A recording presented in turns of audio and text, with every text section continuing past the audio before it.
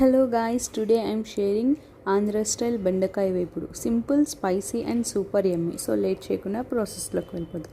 ముందుగా ప్యాన్ పెట్టుకుని ఆయిల్ వేసి ఆయిల్ హీట్ అయిన తర్వాత కట్ చేసి పెట్టుకున్న బెండకాయలను వేసి ఫ్రై చేసుకోవాలి. అవి లైట్గా ఒక 50% ఫ్రై అయిన తర్వాత 1 టీ స్పూన్ వరకు జీలకర్ర, అలానే ఒక 4 to 5 వెల్లుల్లి తీసుకుని వాటిని బాగా దంచుకోవాలి. వీటిని మనం 50% ఫ్రై అయిన బెండకాయల్లో వేసి ఫ్రై చేసుకోవాలి. ఇలా ఫ్రై చేసుకున్న తర్వాత మనకి 70% వరకు ఫ్రై అయిన తర్వాత సాల్ట్ అలానే కొద్దిగా పసుపు యాడ్ చేసుకుని మనం ఫ్రై చేసుకోవాలి. ఇలా ఫ్రై చేసుకోవడం వల్ల బెండకాయలు అనేవి కొంచెం క్రిస్పీగా వస్తాయి.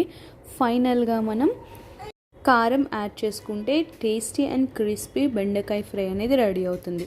Thanks for watching. Subscribe for more easy home recipes @ My Home Vlogs channel.